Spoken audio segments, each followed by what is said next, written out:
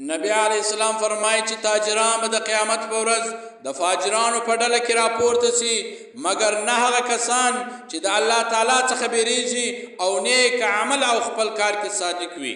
فروح البیان کې یو واقعه راځي، یو حکایت بیانوي. هغه فرمایي وای مالک ابن دینار رحمت الله علیه یو همسایه نو دغه زقندنو نو مالک ابن دینار رحمت الله علیه ورلی دغه حال ته پوښتنه یې ځین کوله. کله چې ورلی نو هغه ورته ویل ای مالک رحمت الله علیه یو دوه د اور غرونه دي زما مخ ته پراته دي او زه ور باندې مکلفه کېږم چې ور وخېزېږم. نو مالک رحمت الله علیه رالی دغه د کور والا خاندان څخه یې پوښتنه وکړه چې د څه کاروبار کوئ؟ هغه ورته وویل د سره دوې پیمانې وې، یوه به کوچنۍ پیمانه وه یوه به غټه پیمانه وه. چې شی به چاته ورکوئ په کوچنۍ پیمانه به ورکوئ او چې ځنغوښته به بیا هغه په غټه پیمانه ځنغوښتی. نو مالک ابن دینار رحمت الله علیه فرمایي ما هغه پیمانې راوغوښتلې ماتې مې کړې. نو زه ورلم ده ته ما ویل څه حال دي ده راته وویل چې وار په وار پر ما سختي راځي او ډېر په تکلیف کې یم. نو اخر کې وی وفات سو. بیا په روح البیان صفحه نمبر 486 او جلد نمبر 10 کې لیکلي دي وای د یو کس همسایه و نو دغه ورلی خپل همسایه ته دغه مځکندن و. نو چې کله زکندن ته وره دغه حال پوښتنه کوي نو په حالات د زکندن کې و نو ده ورته ویل چې دا کلمه ووایه لا اله الا الله. هغه ورته ویل ای همسایه زه خو دا کلمه نسم ویلی، کله چې زه وایم نو زما پر ژبه باندې هغه ترازو پرېوځي، د ترازو یوه تله زما پر ژبه باندې زور کوي، ما خبرو ته نه پرېږدي. نو دی ورته وویل چې آیا تا په ټولو ترازو کې کمتوب کوئ؟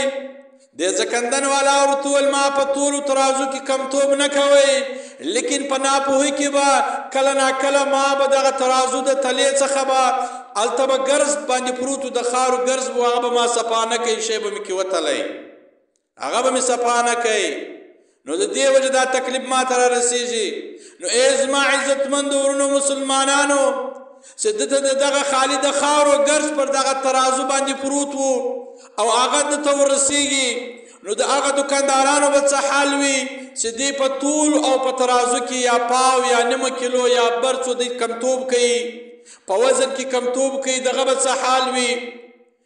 نبی علیه الصلاة والسلام فرمایي قال رسول الله صلی الله علیه وسلم ان التجار یبعثون یوم القیامة فجارا الا من اتقى الله وبر وصدق.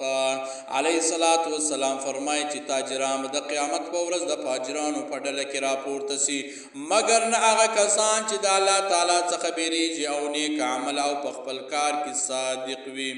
قال رسول الله صلى الله عليه وسلم لا يقدر رجل على حرام ثم يدعه ليس لديه إلا مخافة الله تعالى إلا أبدله الله في عاجل الدنيا قبل آخرة ما هو له خير من ذلك. علیه الصلاة والسلام فرمایي که یو کس په حرام د مال د خوړلو قدرت پیدا کوي لیکن خاص د الله تعالی څخه د بیرې په وجه حرام ونه خوړو نو الله تعالی به په دنیا کې تر آخرت د مخه د هغه حرامو د پرېښولو په بدل کې تر هغه بهترینه بدله ورکړي. قال رسول الله صلى الله عليه وسلم لأصحاب الكيل والميزان إنكم قد أوليتم أمرين هلكت فيه الأمم السابقة قبلكم. رسول الله صلى الله عليه وسلم و خاوندانو د پیمانه او ترازو ته فرمایل تاسو د دوو داسې کارو امیران یاست چې په هغو دواړو کارو کې مخکې امتونه هلاک سوي دي. حضرت شعیب علیه السلام امت الله جل جلاله په دې وجه هلاک چې دوی به په ټولو ترازو کې کمتوب کوي.